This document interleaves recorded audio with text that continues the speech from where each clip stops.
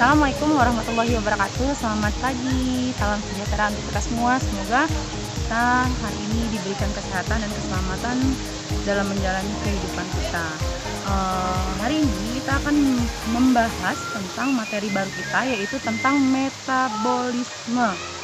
Metabolisme di sini adalah serangkaian perubahan suatu reaksi kimia yang ada di dalam tubuh makhluk hidup, terutama tubuh manusia dan hewan. Di sini kita akan membahas tentang apa saja sih yang termasuk ke dalam metabolisme. Metabolisme itu dibagi menjadi dua, ada anabolisme dan ada katabolisme. Jadi ada dua, ada anabolisme, ada katabolisme.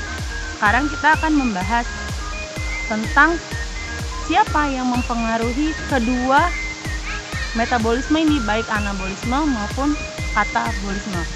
Anabolisme dan katabolisme ini tidak bisa terjadi tanpa adanya bantuan dari yang namanya enzim.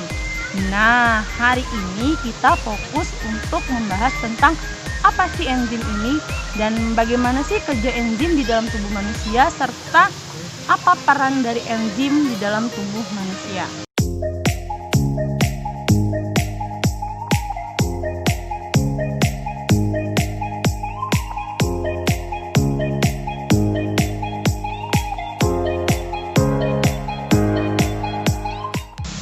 Sekarang kita masuk ke dalam pengertian dari enzim.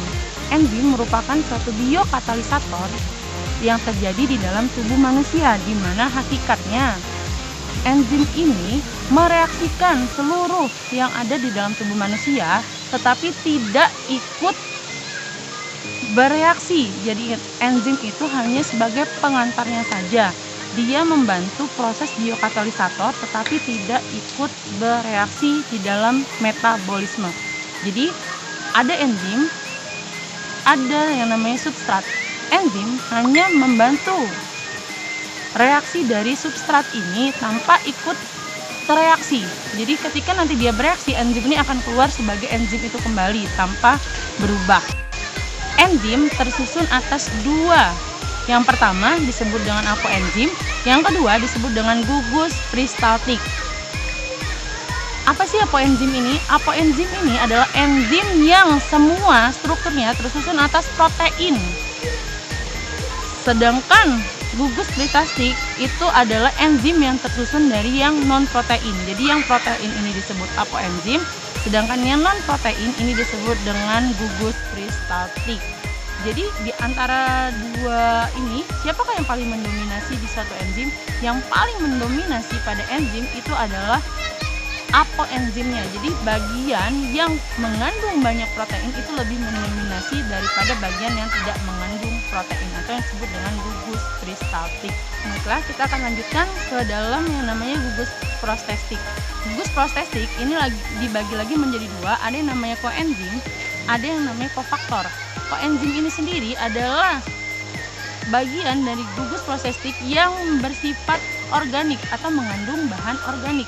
Sedangkan yang kofaktor ini adalah bahan yang anorganik. Sebelumnya kita mungkin di ilmu kimia sudah dipelajari sebelumnya bahwa ada yang namanya anorganik, ada yang namanya organik. Organik ini berarti bisa dipecah lagi atau tersusun dari FAHD, NADH atau vitamin B. Sedangkan kofaktor itu yang tersusun atas zat-zat anorganik. Contohnya adalah klor, kalsium, dan lainnya.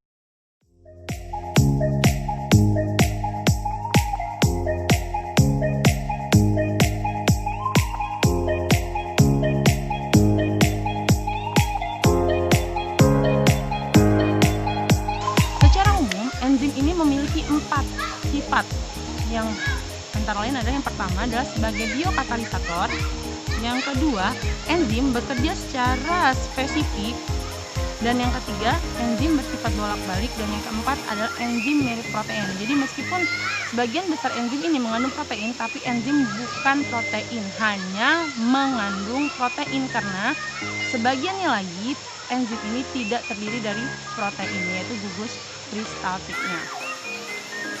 Sekarang kita akan bahas tentang sifat enzim. Sifat enzim yang pertama tadi. Seperti sudah jelaskan sebelumnya bahwa enzim ini adalah bersifat biokatalisator, artinya dia hanya memfasilitasi tanpa bereaksi. Jadi setelah reaksi selesai, enzim ini keluar kembali tanpa mengalami perubahan. Yang kedua, enzim itu bekerja secara spesifik. Di sini kita ada dua cara kerja enzim. Yang pertama adalah lock and key, yang kedua adalah induksi fit. Kita akan jelaskan dulu yang lock and key.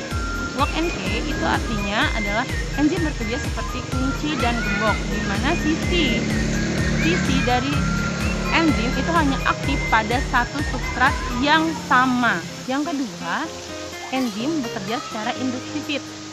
Induksi fit ini dimaksud kenapa? Karena enzim itu bereaksi atau enzim itu memiliki dua sisi aktif yang mampu menginduksi substratnya. Jadi misalkan nih substratnya berbentuk bulat seperti ini, maka ketika substrat masuk ke dalam enzim, sisi-sisi aktif enzim ini akan mengikat substrat atau menyerupai substratnya. Jadi tadi yang pertama ada lock and key. Lock and key itu adalah yang bekerja secara spesifik jika dia seperti kunci dan gembok. Jika substratnya kita ibaratkan dengan gembok, maka enzim itu akan membuka kuncinya sesuai dengan gembok tersebut. Dan yang kedua secara induksi fit, di mana sisi aktif dari enzim ini akan mengikat atau bereaksi dengan substratnya menyerupai bentuk substratnya sehingga terjadilah reaksi kimianya.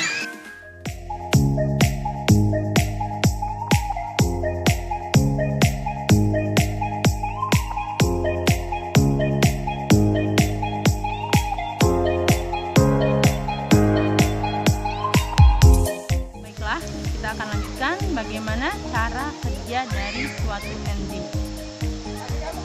Bisa kita lihat di video di samping.